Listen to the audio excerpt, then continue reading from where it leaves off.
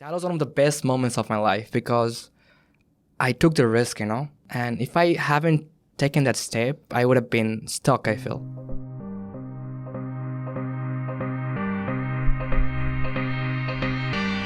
On to the next quarter.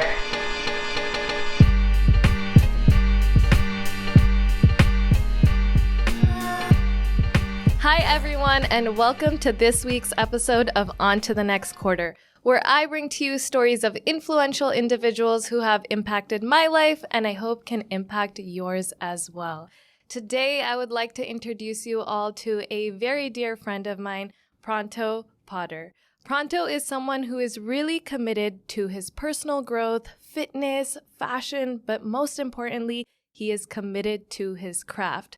Pranto moved to the United States all alone to pursue higher education and is now a young entrepreneur. During the weekdays, he is a trader, and on the weekends, he is a professional photographer and videographer. He has managed to combine his love for fitness and photography by working for amazing brands such as Lululemon, Converse, and Equinox. And to top it off, he has been featured on platforms such as Shweta LA and LA Vogue magazine. And although he has had tremendous success in these short few years, he is still one of the most humble, hardworking, and down-to-earth individuals that I have had the pleasure of getting to know. So, Pranto, welcome to the show. Thank you so much for being here. Thank you for having me. It's an honor. I'm so excited. So I love talking about the story of how we met. It's kind of crazy, kind of not, but I graduated from NYU and I was looking for a photographer, and out here there's so many creatives. So it's just so hard to know where to start, who to look for. And so I got referred to a photographer and I was going through his page. I was like, okay, yeah, this is really, really cool. And then all of a sudden I was like, wait, who's taking this person's pictures? Like, these look awesome. And so that's how I came across at Urban Shots, Pranto's photography page. And I was literally mind blown. And I was like, okay, this is the aesthetic I was looking for. I was like, okay, this is what I need to do. So I'm sitting here on my bed, confused between who I should ask, who I should hit up to be my photographer. And I just go with my gut and I message Pranto, and instantly I had regret because I saw your page and everyone looks like professional models. And I was like, okay, like maybe I should cancel. I don't know if this is something for me, but I still showed up that day and it ended up being one of the funnest experiences of my life. It didn't even feel like a photo shoot. It was just like we were having fun. It was a vibe. It made me feel so comfortable and look and feel like an actual model. And then, oh, thank you. And then, I was like, okay, like we're vibing really well. And if you're recently graduated from college, if you move to a new city, if you're in your mid or late 20s, you know how difficult it is to make friendships. And I really wanted to become his friend because we just got along so well. So I was like, how do I make this go from just like a photo shoot to a friendship? And I was like, okay, like I don't know how to do this. Let's go back to the basics. I was like, how did we make friends in elementary school? We would literally go up to someone and be like, hi, like, do you want to be my friend? Do you want to have lunch with me or whatever? So that is what I did. After the photo shoot, I texted him and I was like, look, I am looking for friends. You're super cool. Like, would you want to be my friend? And then, yeah, luckily you accepted my friend request. So it wasn't embarrassing. No, to be honest, I found you like very open, straightforward, like very cool, and I love meeting those kind of people. Oh. So I was like, oh, for sure, like I'm always grateful to meet people like you guys, because I feel, especially in New York City, you meet a lot of different people, but having that mindset where you want to grow in life, where you want to make progress, I think that's very important. You don't really meet so many people like that. Yeah, that's true. Well, for our audience, I guess I want to get a little bit into your background. I know you're originally from Bangladesh and you went to boarding school in India. Right. So how was that whole process for you? So I'm originally from Bangladesh. Back in my country, my dad is an entrepreneur. We have a textile business. My mom is a housewife, so basically we have a own building apartment. So on the second floor, we have this tenants where they send their kids to Australia.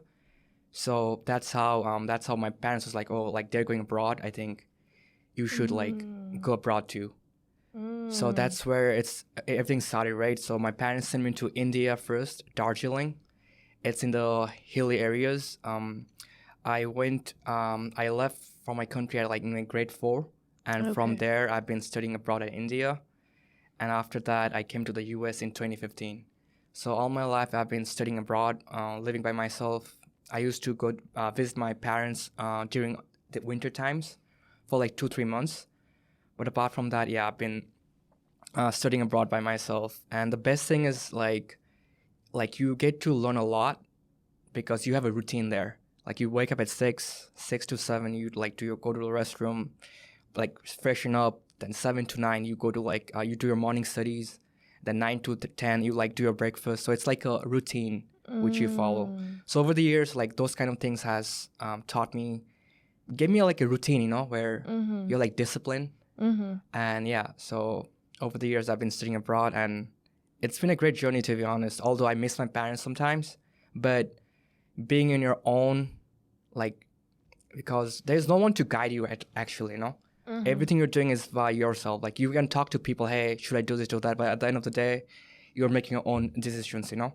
So it's been kind of tough at the beginning, but once I got used to like being myself, like spending time with myself, then it was easy.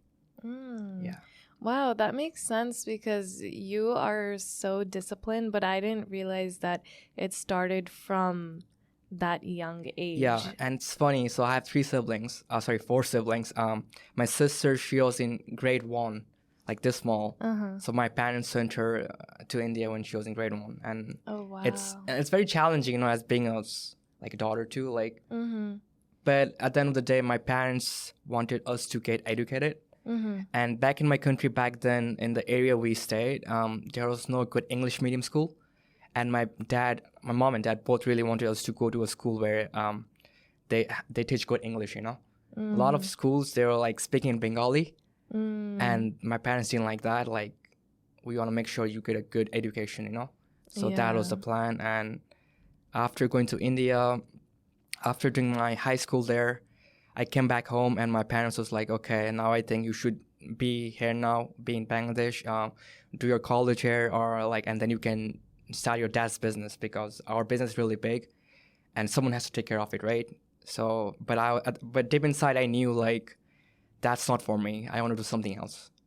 Like I can live a lavish life if I'm back in my country, but then I want to do something different. I really wanted, like deep inside I wanted to go abroad, because I feel that over the years I've been studying in India and I enjoyed it, and I think if I go like abroad to a different country, it's going to be more challenging, and it's going to be more, it's going to give me a lot of opportunities, you know, and I can figure out like what I really like. Because when I applied for my bachelor's degree, I really didn't know what to study. Like I was like, I had no clue what's my passion. Right. Like I was completely lost. But then I just wanted to get into a college with a major. So my major was international business. I got accepted to Western Kentucky University, and then I came to Kentucky in 2015.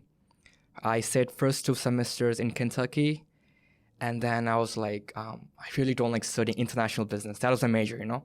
Okay. Then I was thinking to myself, what I really like, because in the US I see like a lot of opportunities, and then I spoke to my family back then, like, hey, I think I really like taking pictures. So back in my 8th grade, my uncle went to Singapore. He got a DSL camera. That was back when I was staying in India, right? And he came back from Singapore with a DSL camera, like a Fujifilm camera. And I took the camera back to my rooftop, and I took a picture of a bird, you know? And right there, I'm like, wow, I captured something in the moment. So that really inspired me. I just got a different energy after capturing that picture, right? So from that moment, I thought like, oh, this is really cool. I love doing this. And after coming to the US in 2015, I saw a lot of people uploading pictures on Instagram. And I'm like, wow, this is crazy. Some people are taking pictures with their phone. And back then I had an iPhone 3 or I don't know which model was it, but I got really inspired, you know. So from that moment, I spoke to my family on the phone, like, and they were like, "No, you can't do this," because back in my country, taking pictures doesn't really. It's not a qualified job, you know. You know, like because the culture is different. Like in my culture, if you're born, your parents want to be a doctor, engineer, or like a lawyer or something like that. So my dad really wanted me to be a doctor, but then I know like I have to pursue what I love. That's the most important thing at the end of the day.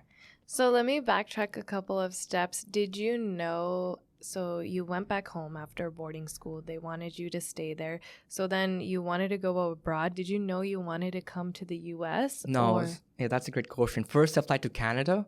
Okay. Because it was easy to get visa into Canada, I guess. I don't know why, but I applied for Canada, right? But my visa was rejected. Okay.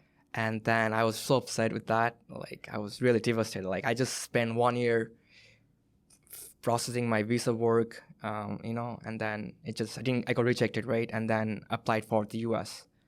And for the US, I just happened to be lucky, I guess. Not lucky, I mean, I got the visa. Yeah. And the best thing about the US visa was, like, during US visa interview, like, you go through interview phase, right? And my interview only lasted for, like, 1 minute. Because they saw my passports, and they saw, like, 3 passports combined together. And like, why you have so many passports? Like, what's wrong? And I'm like, oh, I went to India to my high school, and they was really impressed by that. So yeah, I got the visa and now I'm here. Nice. So then after that, you were doing international business. Yes. Did you switch your major or did you end up sticking with that? So after coming to Kentucky, I transferred to CUNY College here in New York. And then my dad was like, you need to study computer science. You need to be coding and stuff. And I'm like, okay, let me change my major to computer science. So I came here, I did 1 semester of computer science. And I'm like, wow, this is not for me. This is not happening. Like this, I just didn't enjoy coding. Yeah. And I was like, okay, let me do something. Let me be smart and let me pick a major where business is involved and also at the same time computer is involved. Oh, okay. So business and computer. So there was a major called Computer Information System. So I changed that major to CIS. Oh, okay. Yeah, so that was that. But like one of the things, even now, I haven't taken a single photography class. And I always, like, when I looked at the major, I used to look at the photography class, like, oh, I wish I could take this class one day. Yeah. But, I mean, it just wasn't in my under my major, Yeah. So I couldn't take it. Oh. But it's all good, though. Yeah, but you learned so much on your own. That's crazy that you haven't even taken any classes. So did you just learn from YouTube or like experimenting? So when I came to New York, I have a cousin who stays in Uptown. I lived with them for 1 year, and my cousin had a Canon T3i camera with like a basic kit lens. So I used to take the camera on the weekends, and I used to just like capture sunrise or sunset, So, and I realized that makes me really happy. Because when I came to New York, I think I went through depression for 1 year. Because back then it was very tough because I wasn't really, like, everything was new to me. The culture, the people here, like so many people from different culture, it was like very new to me. I got a culture shock, you can say. Like getting in the subway, I couldn't look into people's eyes. And also I was very introvert, very shy. So it was very challenging in the beginning, but things have changed over the years. Yeah. But it was very, very challenging because I remember talking to my parents on the phone. I'm like, hey, I think I'm done in the US. I'm done with New York. I think I'm going to come back. Oh, yeah? I did tell them in like after 1.5 years in the US. And they was like, I think you have to like manage it, it's normal. Yeah. But deep inside, I was going through depression. I was going to school and coming back home. It's like same cycle all the time. Yeah. And that's where I picked up a camera that on the weekends that would make me happy. Like I'm getting joy inside, Yeah. I'm doing something I really enjoy. That was your like passion way to like not escape, but kind of just be in your own world. Right. Yeah. Like every time I picked up a camera, I took pictures of sunrise, sunset. Like that would make me so happy. Like coming back home and editing pictures on my laptop. I'm like, wow, this is so nice. Like it makes me so happy. Wow. So yeah, I think for anyone, I think it's underestimated how difficult it can be moving to a new place, especially you coming all alone. I mean, I moved from the West Coast to the East Coast, and I still had family here that can help me. And even when I was back home, I was in undergrad, I was only an hour and a half away from my family. So it was really easy. I've always been really close to them proximity wise. I came here, I have family living in New Jersey that helped me transition. But even then, it was a very intense, depressing and isolating move, you know, just getting used to a new place. And I'm from the United States, so I can't imagine moving countries away from your family. And just we think, from what I've heard, like a lot of people that come internationally, like they think they know what the US is like from the movies, but I've heard that like it's very different from what people perceive it as. I don't know if that's how you felt. I know for a fact that I used to like see Times Square back then. Like, wow, Times Square is the most coolest spot in the world. And the first time when I came to New York, the first day my cousin took me to Times Square. And I feel like, wow, this is so cool. And after a year by pass, I'm like, oh, I hate this place. It's something like that, you know. But for me, I think I'm super grateful to live in the best city in the world, because New York is a place where it's gonna keep you moving. It's gonna keep you chasing. Like, you need to keep going. Like, there's no one stopping you. And the energy, the rush, it's very different. Because I realized one time I took a trip to in a different state, and I'm like, wow, I just miss New York. That energy. It's, I missed something. Then I realized, wow, I'm so grateful just to live in the New York. Just like, because sometime, even like during COVID, I was in the city and there was no people, you know. At one point I liked it, but then I'm like, something's missing. The people here, you know, it makes the city so special. People from all over the world, hustling, like just focused, you know. That's the best thing with New York. Yeah. They always say like New York is made by the people. And I realized that a lot too when I moved during COVID. It was so empty, it was deserted, and coming to New York was my dream since I was in middle school. So when I had visited back then, and it was like hustle bustle, like everything was so fun.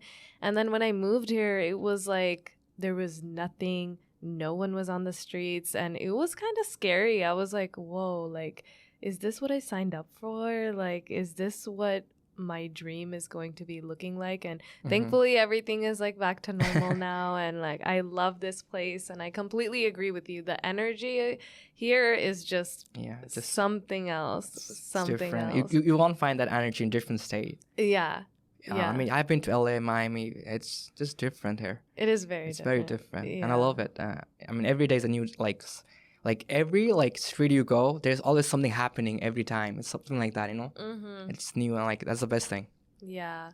So you graduated with your CIS degree, and then you ended up getting a job with that degree, right? Yeah, I was working part-time, but I mean, I didn't get a job before. I was working part-time, but during 2018, I was working like part-time, right? And then I did for a year of like that job, and then I was tired of it. I'm like, well, I can't do this anymore. Like, this is not me. Waking up at 9, taking the subway, getting to work by 10, working till 5:30, like doing the same thing again and again. And I was like, okay, I can't do this anymore. So I remember that day, I went to my boss at my previous job, and I'm like, hey, I think I'm done. And I'm like, I'm going to quit the job. And after a few minutes, he came to my office, and he gave me a residential letter, like, hey, sign this and you can leave. I'm like, shit, like, I'm really doing this. That was one of the best moments of my life, because I took the risk, you know. And if I haven't taken that step, I would have been stuck, I feel. Yeah. And like those moments in life you should always have those moments in your life where you can recall. And when you're going through tough times, like, you can always visit that moment right there, and it's gonna make you feel inspired, you know. Because everyone has their own story. Like, I'm sure you have your own story, right? Like, from that moment on, life has been different, because I was on my own then. I didn't rely on anyone, because I knew, like, whatever I'm gonna do, it's gonna be for my own future. Like, and I have to do the things, because no one is there to help me now. Everything's on my own. And that day I spoke to my sister on the subway. I'm like, hey, I'm turning this job because I'm very close to my sister. And she's like, you sure about this? And I'm like, yeah, I'm pretty confident. And then, yeah, that was it. But you got to take a risk in life. That's what I always think. I mean, you can get stuck, and that's normal to get stuck. But if you don't take the risk, you're going to be stuck in that same phase, So in life, I think the most, like, if you really have a passion for something, like, go for it. Yeah. You have to go for it because it's just going to be difficult for the first 6 months, 1 year. For me, it was tough for the first 2 months, but then I knew, like, I had the desire in myself, like a burning desire, and I knew, like, I had the talent to. I just have to go out there and show my work to people, and I know things will work out. And I did that. And that's where I'm going to speak a lot of the word discipline, because discipline is so important, because it's like showing up every day, doing the work, and that showing up, that's like real progress. And that adds up every day. Yeah. And if you look back, 6 months passes by, a year passes by, like, wow, look at my growth. Like, if you go to a gym right now, if you like work out, you take a picture in the mirror, right? You might not see any difference. You go 2 months later, you work out consistently, you take a picture, you might not see any difference. But you do for like a year, and do a like see a picture, like do a comparison, boom, like you'll see a huge difference, right? It's like that. But you need to show up every day. Like, there are times where I was very demotivated, but I told myself, no, I got this. Like, I just have to keep going. Yeah, like this. And so I know you mentioned that when you first came here, you were very, like, shy and introverted. Yes. But I'm curious, like, when you had to first move away for boarding school, did that not, I would assume, this is my assumption completely, that when you're going to a new place and to make friends and stuff, you kind of have to burst that shell? Or were you introverted back then in school as well? Yeah, I was kind of open, but the thing is, I was very shy. Like, I wouldn't speak to so many people. Okay. I was in my own zone. Like, I'm kind of introvert, but also kind of extrovert at the same time. Yeah. But after coming to the US, especially in New York City, I just felt very challenging for me because it was so different for me. Like, people from all over the world, like, it was crazy. But so what clicked for you? Sorry, I'm interrupting. What clicked for you when you came here? I know you were like, okay, you were very just not in a good zone, and it's hard to make friends already here, and then you were very shy. So what made you push yourself out of that comfort zone? When were you like, okay, I need to do this? Because a lot of people will just end up leaving and be like, oh, this place is not for me. Like, maybe I wasn't meant to be here. Right. But you made it your place. You made the city your city. I mean, as I told you, the first year in New York was very tough, right? But I don't know what happened. I came across this book called The Secret. And that book really, like, opened my mind, I guess. I was very negative. Anything I used to, like, do, I was like, I can't do this. I can't do this. Like, I remember back in 2017 or 18, before reading the book The Secret, I was thought of, like, applying for scholarship in my college, right? And someone in the office told me it's very tough to get scholarship. So I entered the office, and I'm like, it's not for me. I won't get it. Let me just go back. But after that, I read the book, and it just, like, made so many changes to my life. I got an internship. I got a scholarship. Things just, like, started to, like, happen, And it was all in my mind, I kept telling myself, like, I can't do this, I can't do that. But that book really changed a lot. Even now and then, when I meet new people, if they're struggling in life or anything is wrong, I always tell them to read books, and I especially tell them to read The Secret because I think that really helped me. And from that moment onwards, I've been reading a lot of self-help books because for me, books are, like, very important. Like, if you want to grow in life, you need to read books. Like, it's a must. So I told myself to, like, read 3 books every month. And that has been the biggest investment I've been making towards for myself since 2018. Okay. Yeah, it's been fascinating. Like, even, like, sometime whenever I read a book, I finish a book, I'm like, I wish I read this 10 years before, like things like that. Yeah. So, and I told myself like reading books, working out, and meditation. These three things I'm gonna keep doing no matter what happens in life. Nice. Like these three things are very important to me, and I know these three things are the core foundation of my growth overall. Because if I keep doing this, I think it's gonna. I'm only gonna grow from that moment, you know. So yeah, I mean, and fitness is very important to me because I think a lot of people like lack in fitness because for me, fitness is mainly about like mental health. Like when you work out, it feels so good at the end of the day, like when you're done with workout, right? Things like that. And also I came across this book by Tony Robbins. It's called Awaken the Giant Within. And in the book, the author tells to like pick the top 5 or 10 objectives in life you wanna see yourself, you know. And back then I had no idea, you know. And then the author tells about like mental health, things like that. It's very important. And from that, I'm like, wow, that's crazy, you know. So I started prioritizing more on my fitness. Like for me, health is the number one priority. I don't care how much money, like what I do, like, but health is number one. Okay. Because at the end of the day, if you're not in good health, like what's the use of even like making progress in life? This is both mental and physical health? Yeah, mental and physical. And that's why you do meditation. I think it's very important to be in the moment.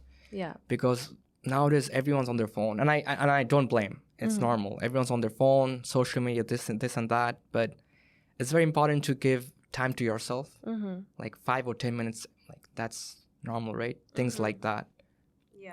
Yeah, no, I agree.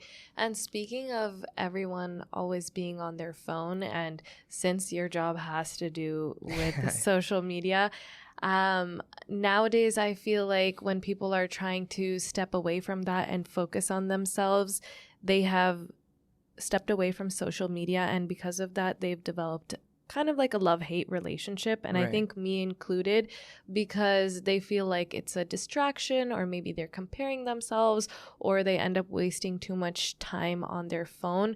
Whereas with you, I haven't seen that relationship. I feel like you have like a pretty balanced relationship with it. So my question to you is, when you're pursuing a career in media, how do you manage to still stay so present in the moment and in day-to-day activities while also having such a strong social media presence? For me, over the years, I have made like rules for my social media, normally Instagram. Like I have a 30-minute time limit on my Instagram every day. Okay. Except the weekends. Okay. So on the weekdays, if I cross more than 30 minutes, my iPhone automatically like closes my app, right? But even now and then, I don't stick to that app because sometimes I'm talking to my clients and stuff. So that's different. But over the years, I started focusing on myself more. I started like not to like watch what other people are doing. Just focus on myself. Just put content out there every day. 3 posts per week, things like that, and just like keep like creating great content and keep creating like meeting new people. That's the goal. Take it easy, you know, like just focus on yourself, work with awesome people, and like just mind your own business. Because over the years, I've seen a lot of people like they're all talking about like what he or she's up to and stuff like that. That's where I think social media can be very toxic.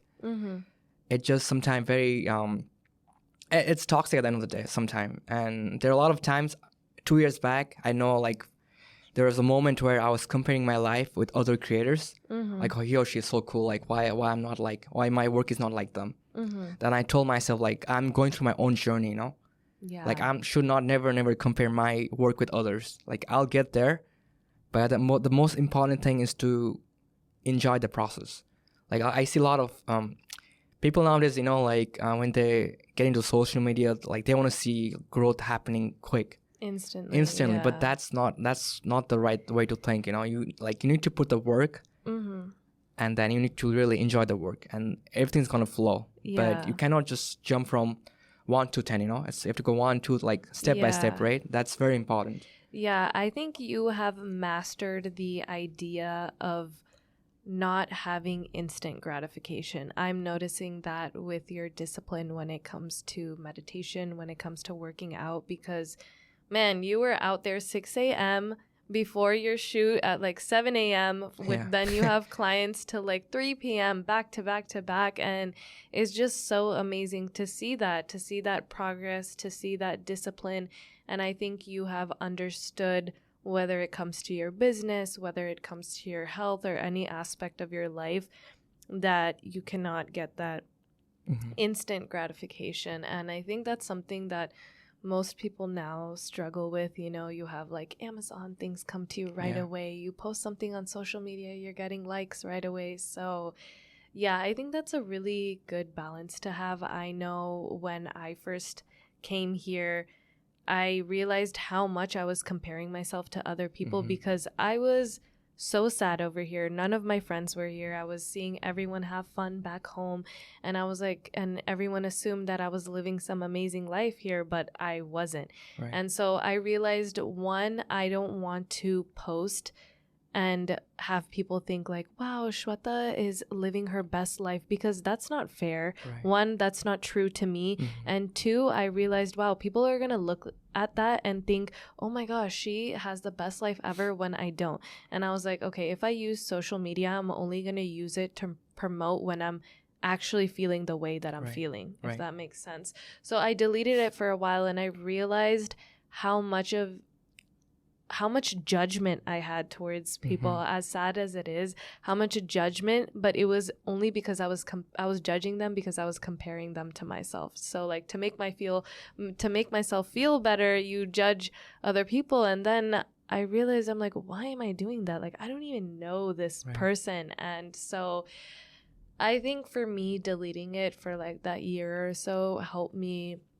now develop a healthy relationship with it, in a sense where when I see someone, like my instant thought won't be like, oh, like, why are they doing this, or why do they have this and I don't have this? And if it ever does end up being like that, then I'm able to stop myself in my tracks. Whereas other individuals, I feel we get so engrossed in this social media that we don't even realize we're doing it. It's like unconscious at this point. So that's really good, because I know I've always thought about maybe a career relating to media, and I've always been scared of pursuing it because I'm like, I don't want to get too lost in social media. Like, I still want to be able to enjoy the present moment. I don't want to be like taking a video of everything all the time, you know?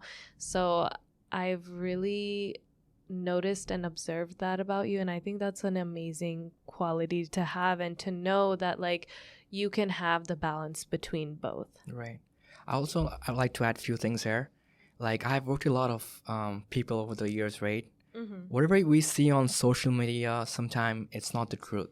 I've worked with a lot of influencers, and I mean, the truth is that, you know, like whatever you see in the story, sometimes it's not like accurate. It just, for the sake of showing, you know.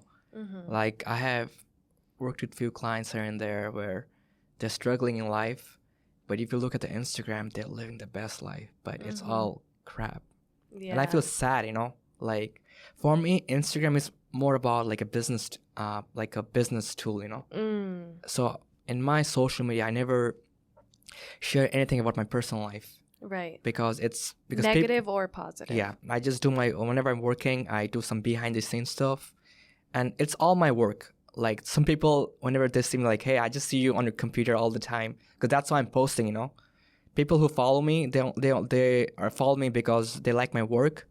They like something about me, right? And I'm very dedicated to my work. That's why I only post like the stuff like related to my work, nothing more than that.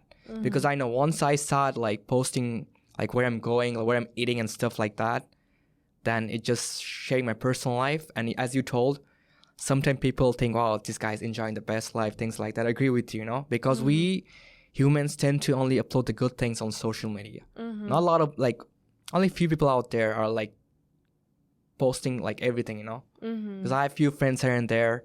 If you look at their stories, like, they're so happy, but deep inside, I know they're going through some tough times in life, things like that. So I think at the bigger picture, and I told myself, like, social media, like just treat it as a business tool, nothing else.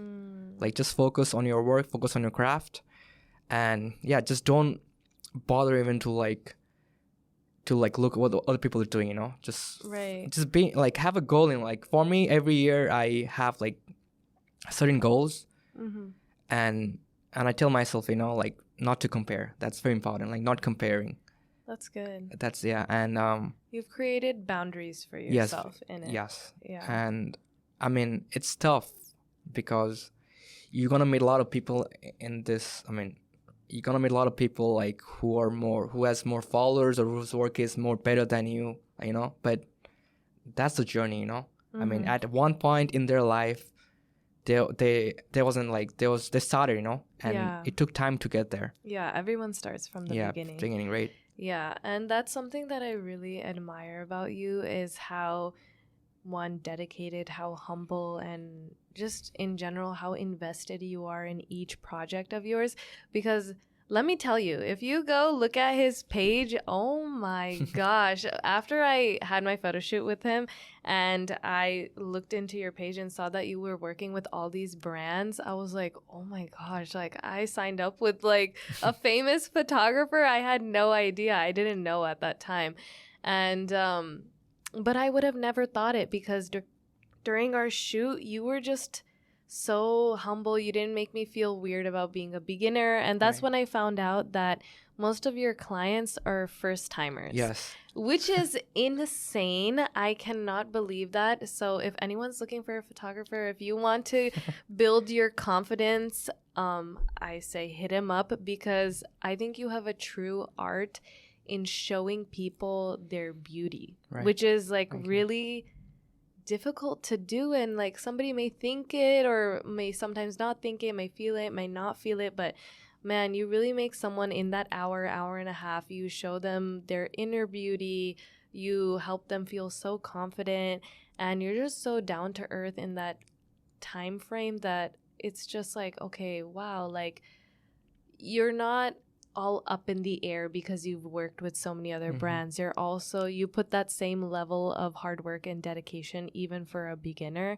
and that is going to take you far. And that's so amazing because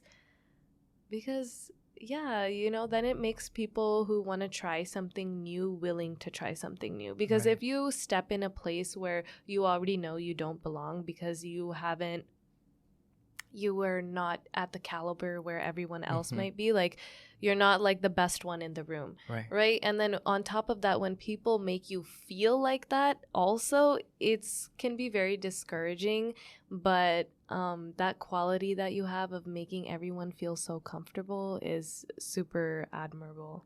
I mean, all this like took me time. Like I remember my first time like doing a shoot with my first client, I was very nervous. But over the years, you know, like you're like taking pics of random people, you get to meet them, right? And I realized that like making that person feel special and making them feel comfortable is the key, you know? Like if like most of the time, most of my clients, they think the people I work with, as you said, are like models or something. But like most of the time, like they're having their first photo shoot. And that's funny, you know? But I always tell them, you know, like always have a good time. Just be you. Have fun. That's the most important thing because I'll get my job done.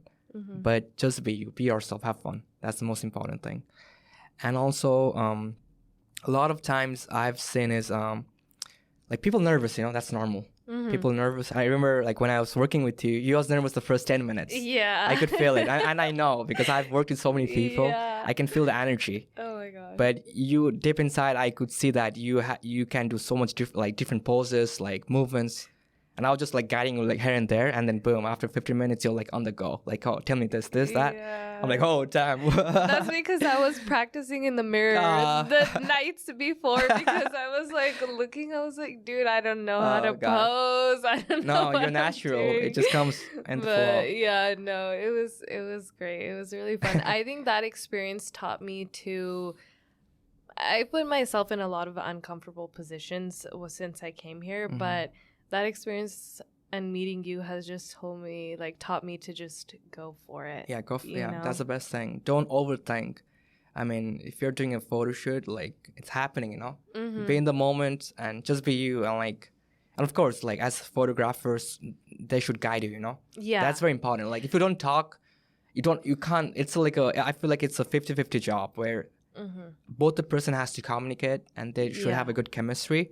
That's where things happen, you know, like we need to talk. You need to like give guidance. If you don't guide them, then it's gonna be like, oh, what should I do? Like them. Yeah, exactly. You know, things like exactly. I have had an experience like that before where I hired someone and it was for my dance team. We were having a photo shoot and it's like for 20 people and I paid so much money to this photographer and I'm like, okay, so how should we stand? What do you want us to do? Or where is the lighting best? We're like doing it on the beach and there's no response. He's not telling me.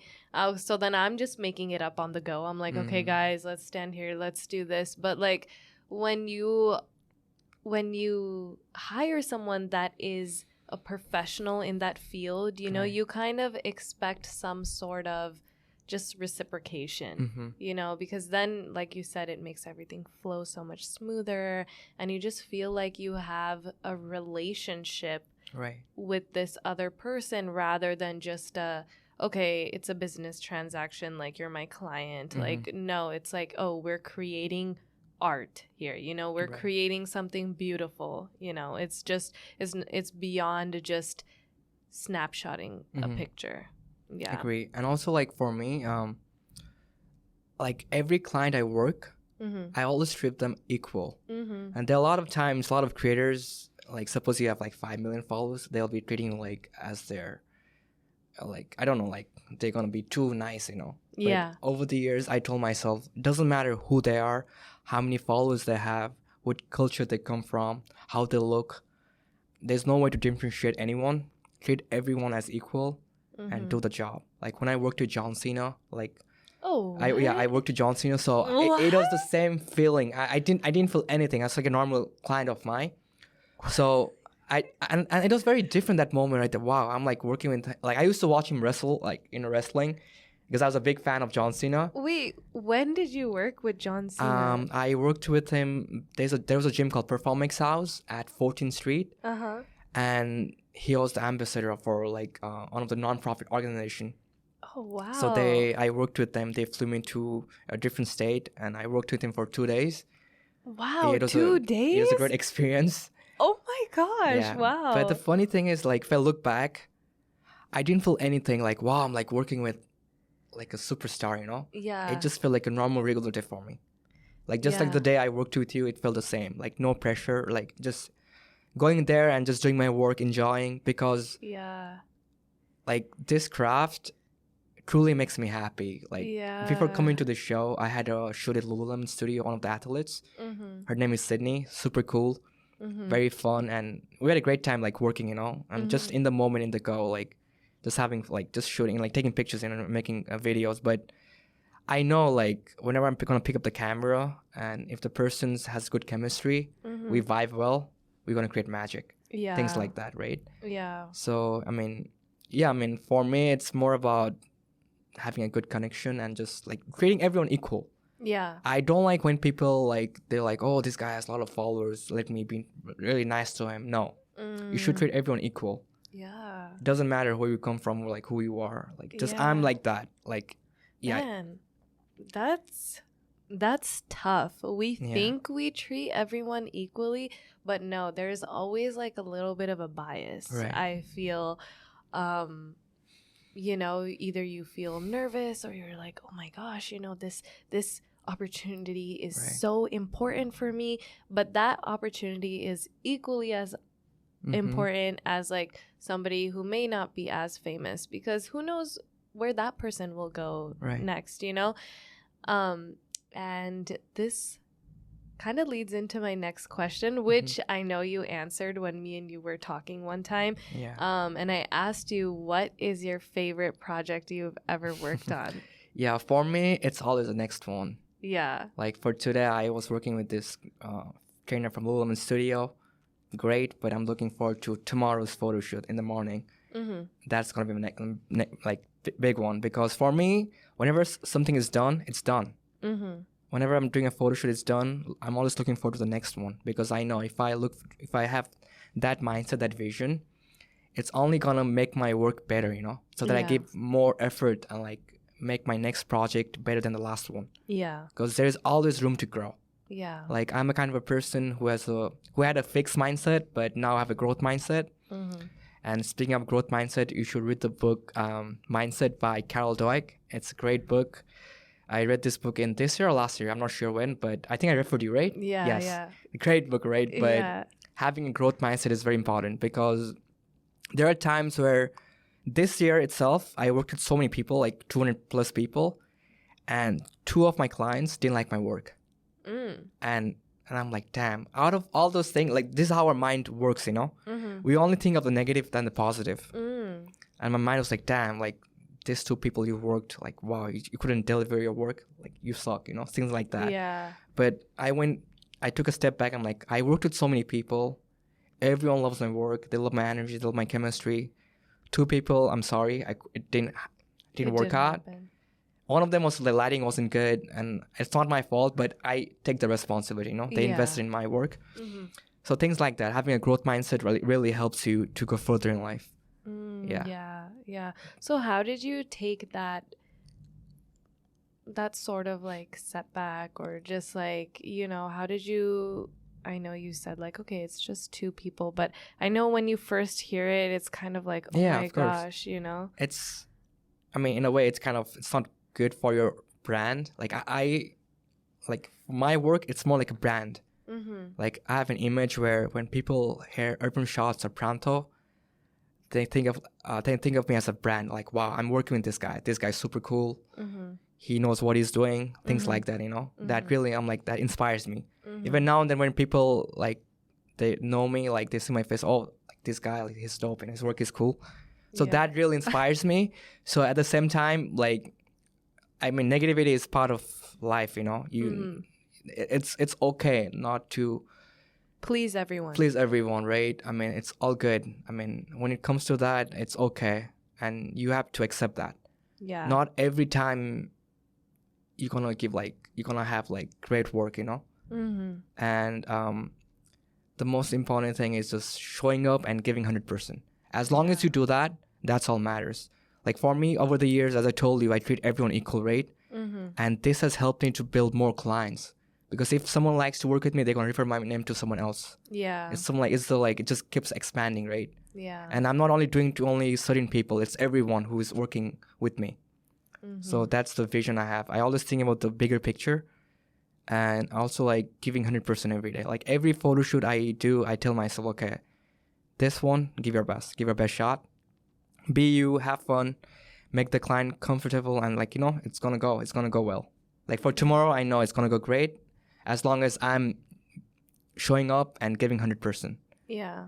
And also the energy. Like every time I work with people like who has good energy, I just love that. That makes me so happy. It's like both of our energy are matching together at the same time. Like when I worked with you, we had a great energy. Mm-hmm. First 10 minutes, you was like, you was all over. But after that, we had flow, right? We kept on going, like, and it was so quick to see like an hour pass by so quick, right? Yeah, I was like, oh, the time passed by, right? Yeah. But see things like that. When you have a flow, everything's so easier in the go, right? Like you're unstoppable. Yeah. So how do you deal with, I'm a big person on energy too. Like when people match my energy, I'm like, okay, like this is going so well. We can work together. But like, what do you do when somebody isn't matching that energy level? Like you're giving 100, you're giving 110, 150. And like sometimes does it feel like, oh, like maybe I'm overdoing it, or maybe they're not reciprocating, they don't like what's happening? How do you tackle that? I feel like when it comes to that, I know my boundaries. Like I don't cross my limit. Like I just be very professional and I do my job. The goal is to make you feel comfortable, make you feel, make you get off your comfort zone, like just being in the moment, right? But there are times when my clients don't cooperate, and it's totally normal, So sometimes I have this like a speaker on my bag. I just play music. I'm like, hey, what kind of music you listen to? What's your favorite artist, Sometimes music helps. Yeah. because something like really excites you, right? But over the years, just like speaking to them, like everyone has a story. Like first thing whenever I see my client is like I get to know them, like what's the reason you're doing a photo shoot? Like what's the main reason, right? I want to know that, like knowing their what they're doing in their life, like things like that, just to make them feel comfortable, Yeah. And when they open up and they talk, like you have a good energy chemistry, that's where I think it builds up. But then, as you said, like not a lot of time all the clients are gonna be very open. They're like very closed off a little bit. But yeah. it's okay. Not everyone's the same. Yeah. But as long as you're doing your work, you're good. I mean. Yeah. So I know you're very on the growth and career mindset and just building yourself up and everything. And something that I really liked to see, especially as a man, is that you are paving a different path for your sister who is now moving here in a month. She is 24, I'm 25, so we're around the same age. And back home in like, South Asian culture, it's very like by this time you are settling down, you should get married, and that is completely okay, for individuals who want to. But then there's some people who don't want to take that traditional route, and sometimes they get sucked into it because of societal norms or, just kind of forced into it because of parents and whatnot. But you are showing her that, hey, like, it's okay, you don't have to. And I know you had to tell your parents this. So like, how do you think that your experiences, or maybe was it moving here, that showed you that, hey, like, we can do something else? So for me, when it's my boarding school, I was in grade 4 when my parents sent me abroad, and my sister, she was in grade 2, I guess, grade 1 or something like that, right? And she has done her studies in India, same like me, right? And now back in my culture, as you told, like whenever a girl reaches a certain age, like probably like 21, 22 plus, they want them to get married. That's the culture we come from. Yeah. And my sister, she's very independent. She has been studying abroad. She doesn't want that. Yeah. And I have the same. I agree with that. So a few years back, I was speaking to my dad on the phone, and he was like, okay, now I think it's time for her to get married. And when he said that, I'm like, what? No, that's not the right thing to do. Like, that's not happen. That's not happening. And I spoke to my dad, made him understand, like, no, she's going to come abroad.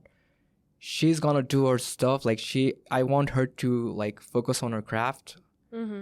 Like, she has a passion for something. She's going to figure that out. But I want her to, like do her own thing, Yeah. Same like me, like establish herself, right? So yeah, I mean, if I wasn't there, if I didn't speak for my sister, right now she would have been married. And I don't like this.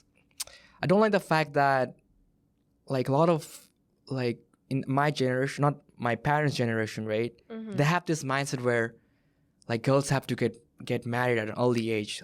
It doesn't really make sense to me. Yeah, I think it's because then they think you're not gonna find anyone.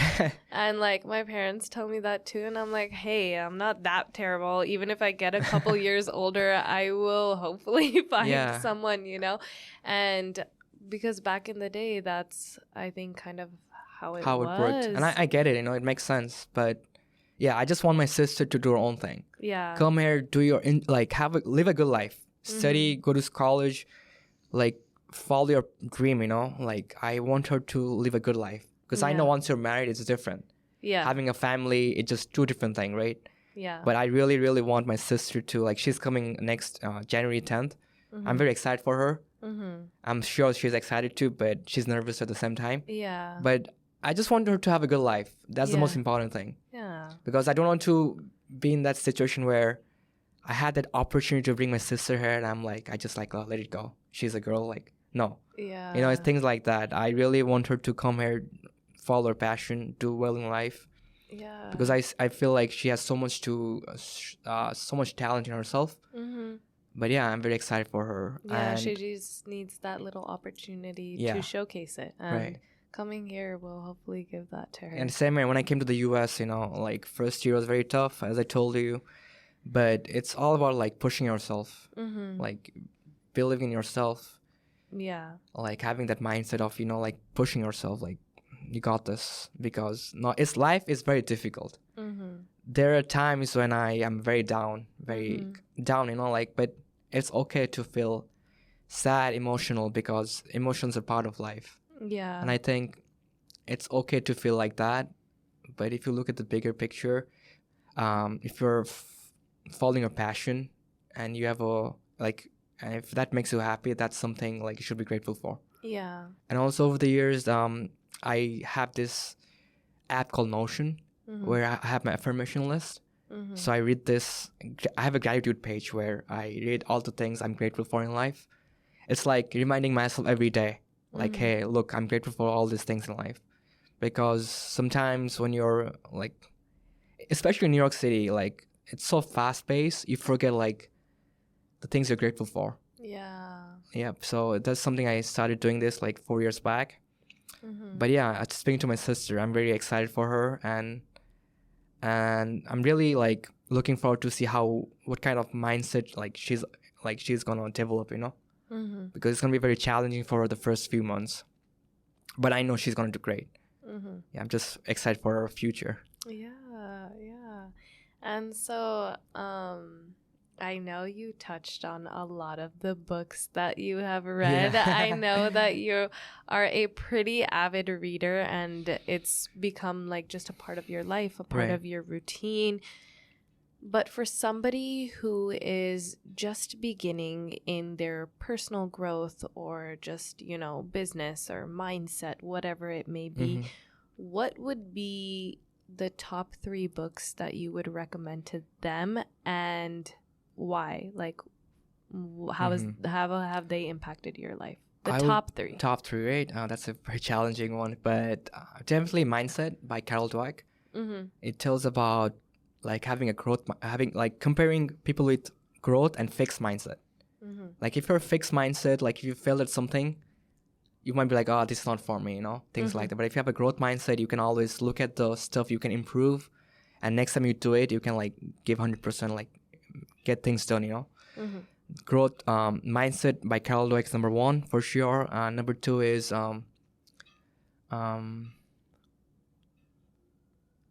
there's so many books out there. I'm just trying to think. It has to be about growth, right? Anything, growth, business, mindset development. Okay, this book called Rich Dad Poor Dad. Okay. I mean, a lot of controversy, but this book tells about you don't have to go to college, Yeah. Like things like, for me, my dad is an entrepreneur, and I really love that about him. But he wants me to get a job, like have someone pay me on a monthly basis, like because it's more safe, right? Being an entrepreneur is very tough. Because I work sometimes 16 to 18 hours. Like I know like it's very difficult. Like it's not like 9 to 5. I have a routine of like going to a job and doing my work.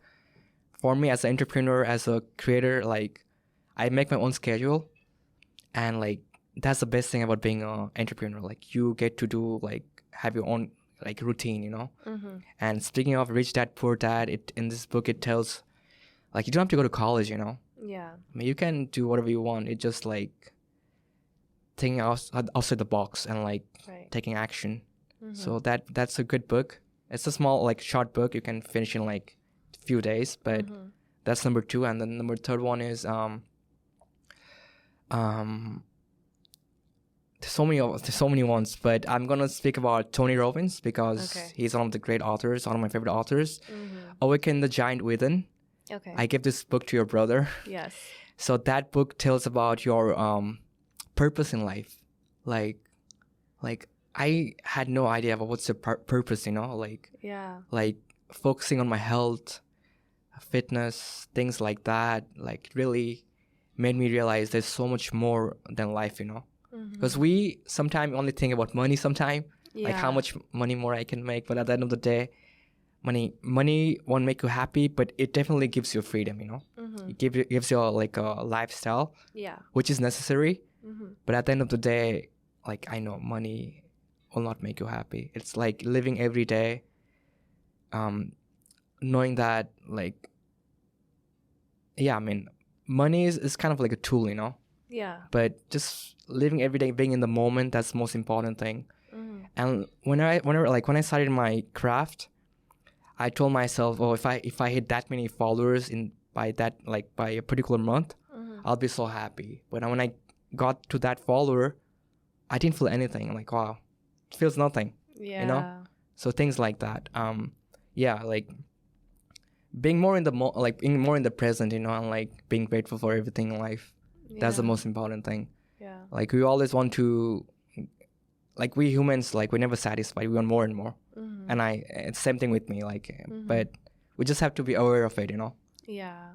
Yeah. And I know, like, earlier on, you were talking about, like, there are moments or times where you just feel really down and really alone. Mm-hmm. And I know there's a lot of other people out there who are away from their families, who don't have families that are nearby. They might not be so close to them, like, in general. And they have had to create a community for themselves outside of that.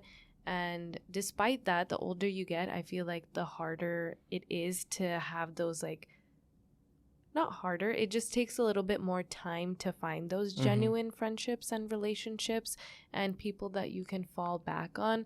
So in this city with so many people where it can get really lonely, how do you deal with that, and how do you think you were able to build your community? Because I know there's times here where I still feel really secluded and really alone, and it's tough to get out of those ruts, and I have my own methods and ways of just uplifting myself, but I just wanted to see what you've done. For me, I feel like I meet people every week, new people, you know. That's the best thing about my craft, like meeting new people. But over the years, I feel like you need to have like 2 or 3 good friends with the same mindset, you know, who pushes you to the next level. That's the most important thing. You know, you don't need to have like 100 friends, you know. Yeah. That's like, sometimes I see people like they want to just go to parties, like I mean, it's good to build connections, you know, but at the end of the day, it's about like having 2 or 3 good people in life, like knowing how they're doing in life. Just like I have 2 great friends, Christian and Brian. Like it's like a group. Like I always talk to them. We share our weekly progress and things like that. We motivate each other. You know, we push ourselves all the time. Things like that. And also over the years, I started journaling. Whenever I feel down, I try to take a not a selfie. I mean, video myself. Yeah. Just like speaking to the camera, how I'm feeling. Because it's so important to like write or like even like taking a video of you, like how you're feeling at that moment. Yeah. Because when you look back at that particular moment in life, like, wow, I feel like this, you know. It's like, yeah, documenting your journey, because you need to enjoy with yourself first. You need to love yourself first, then you can love someone else. Like I never thought like that before, but only because of reading I had to have this mindset. So it's always important to like love yourself first and putting yourself always first instead of other people. Yeah. When you do that, things gets more easy, you know. Yeah. And yeah, I mean, it's very challenging, but that's the right thing to do, I feel. Yeah, I agree, because I think loving yourself, that idea, like you said, before I started reading and getting into books and stuff, I didn't really understand that concept. You know, as crazy as it seems, like, why wouldn't you love yourself? Right. Like, you know, that's the one person you should love. And so I am definitely a people pleaser, something I'm working on, and I would always be like giving and giving and giving, and because of that my own energy got depleted through that process. And I used to think that, oh, like self-love is selfish, setting boundaries is a selfish thing to do.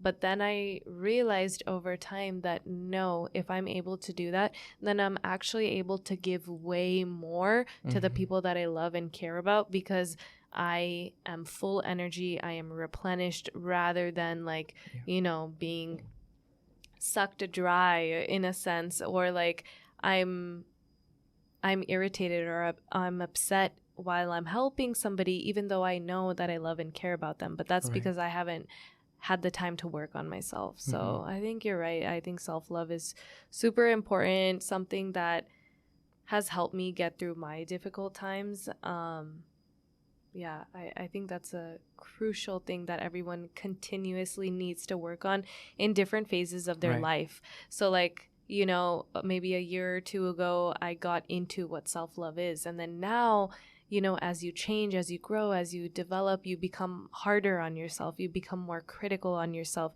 And you realize that you are not giving yourself that same amount of love that you were before. So you have to redefine, you have to take a couple steps back and then get back into it. And you're right. I think journaling, video recording, all of that makes you reflect and realize where you're at in that moment. And also, like, when I go through tough times, like, I always have seen that if I look at the bigger picture, like, if I see, like, 1 year from now on, if, like, I'm making progress, right? So what's my future, like, what's 1 year from now on?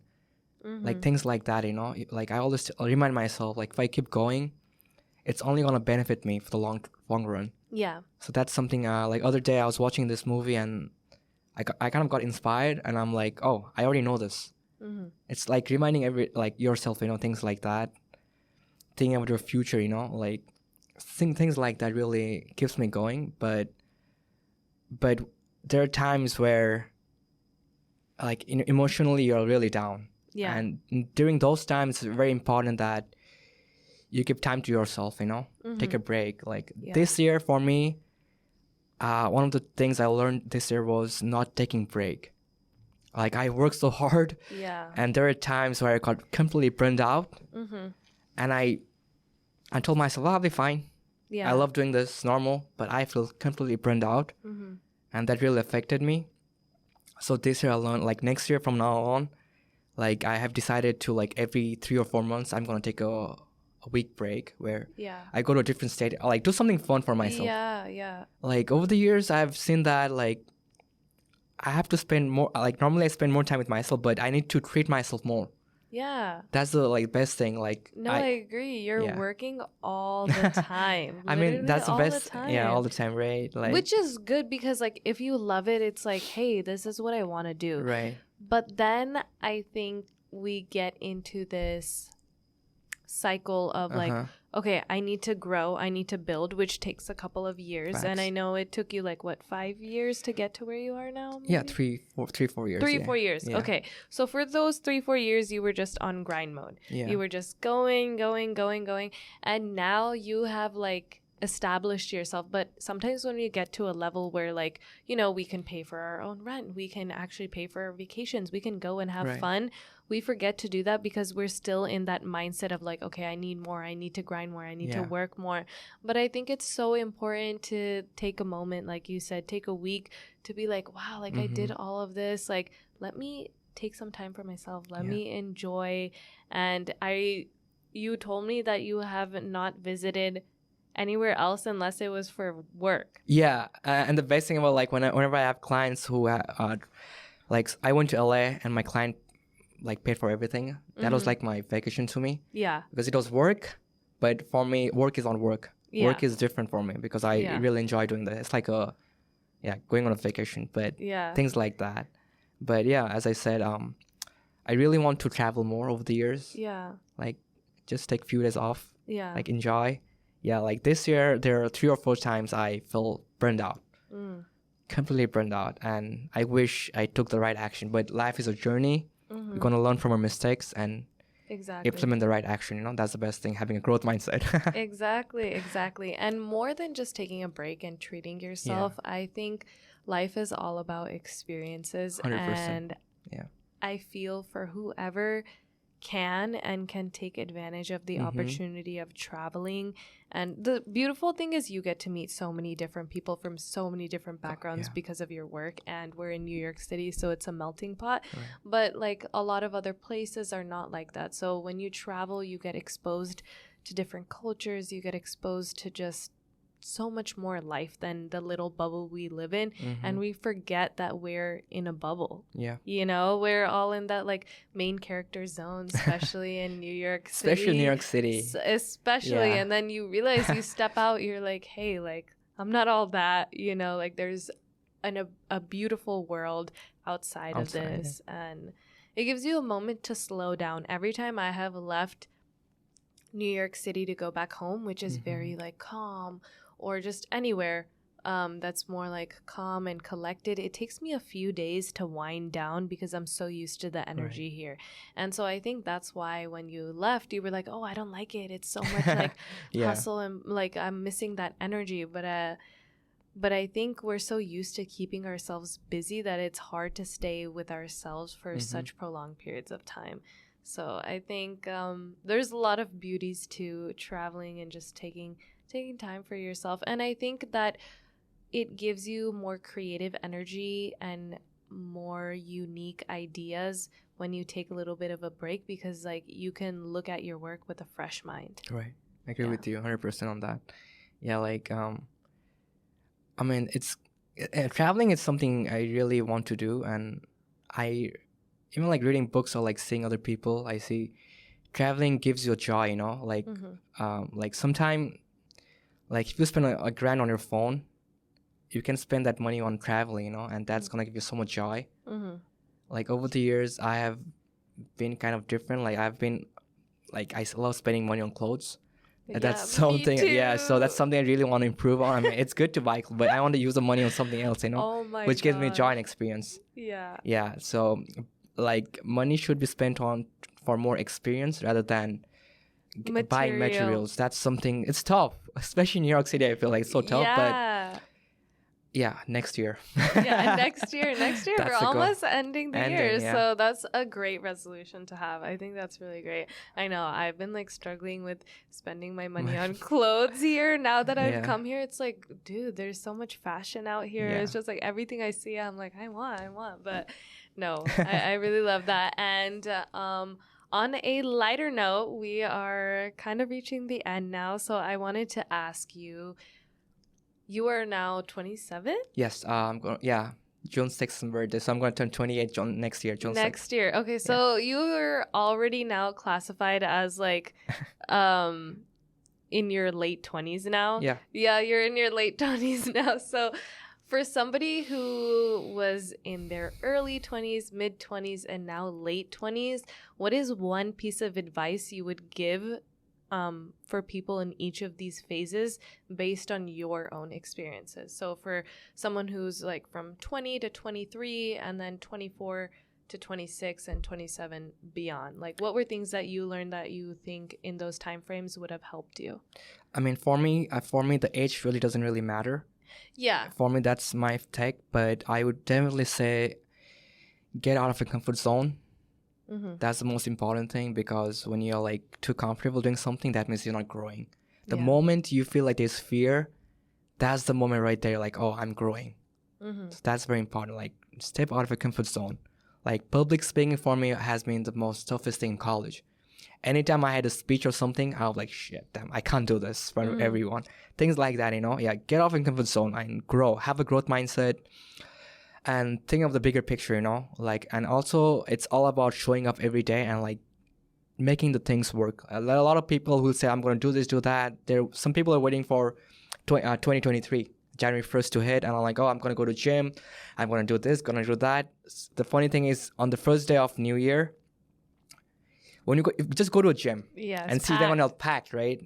But you come after 28 days, last month of the year of first January, those people are like probably on the couch eating. I don't know. I'm just saying, you know, and just, but it's like showing up every day. Like, don't wait for New Year to hit. Like, take action. That's the most important thing. Take action. A lot of people will say a lot of different things, but they don't do it, you know. It's about being true to yourself. Like, if I tell something you want to, like, if you tell yourself you want to do something, do it. Don't hesitate. Like, go for it. At the end of the day, it's your own life, and if you take the action, only good things will happen to your life, you know? Yeah, so take action and don't overthink. And also surround yourself with quality people. if you're surrounding yourself with 5 millionaires, you're gonna be the sixth one, things like that. Because having a good circle is very, very, very important. And over the years, I have cut my friends down to like few of them. And I want to meet more people who has the same mindset as me. Or like I want to meet people who are in the next level. Like I want to catch them, things like that. Yeah. Like, yeah, you just have to have a growth mindset and like really think of the bigger picture. Like life is a journey. Don't like rush for things. Everything's gonna happen only if you take action, So yeah, I mean, take action and enjoy the moment. That's the most important thing. Don't say yourself, okay, when I'm a millionaire, I'm gonna enjoy life. No. When you're a millionaire, it's gonna be too late, Things like that. Like enjoy the journey. And speaking of what you rate, you started a podcast. I'm so great. Like when I met you, you told me about a podcast. Yeah. And it's happening. So that's big. And I'm sure like next year during this time, if you're disciplined and consistent, like it's gonna blow up because you're great at what you do, and that's the most important thing, I hope so. You guys heard it here first. Let's go. Yeah, I mean, you have a passion for it. That's the most important thing. Because whenever you speak about podcast, I see that energy in you. Like, wow, last time I was sitting in the restaurant, speaking of the podcast, I'm like, wow, she's really into it. She has a true passion for it. Yeah. So whatever happens in life, just keep going, don't stop. And it's funny, like I go to Equinox gym. I was working out a few months back, and there's this old guy. He's probably in 80s, I don't know what age. But whenever I see him, I'm like, damn, so old, still hitting the gym. Yeah. That's so inspiring, right? So whenever I see him, I wave to him like, hey, how's it going? How are you? How's your health? And that day I went to him and I'm like, hey, can you give me advice? Whenever I see old people, I always ask this question, can you give me advice? Then he told me, just keep going, don't stop. And that word like keeps hitting in my mind, like, wow, I just have to keep going. Yeah. That's life, Yeah. You just got to keep pushing through, take the risk, and be in the moment. Huh? Yeah. And also, like, we're going to have tough times in life. And it's okay. Not every time we're going to have wins. We're going to have losses too. Yeah. But we need to learn from our losses. We need to appreciate that too. Like, we need to know, like, it's okay to, like, having failures in life. Yeah. It's totally fine. Because if it was like that, then life would be like an easy road, like easy path, like a straight path. But life is all of ups and downs. Yeah. Like failure is part of life. It's part of a journey. You need to embrace it and like, you need to always look ahead and take the right action. Yeah. Yeah. Well, thank you so much for being pleasure for having me here. Thank you. I hope you had fun. Great time. And I just want to say thank you from the moment that I told you about this podcast, you were so excited. Yes, it's happening now. I know. It's so nice to like have that support and just have that energy, and for you to take out time from your busy schedule to come here and be here with me. I am really honored, and I'm so grateful that I've got to know you over the past, like, it's only been 6 months, but like 5 to 6. I'm so. You're only just getting started, I know. I'm so excited to see where this friendship goes, and I am grateful and so thankful that we were able to do this. Yeah, thank you for having me. Yes. It's an honor. Thank you. Thank you.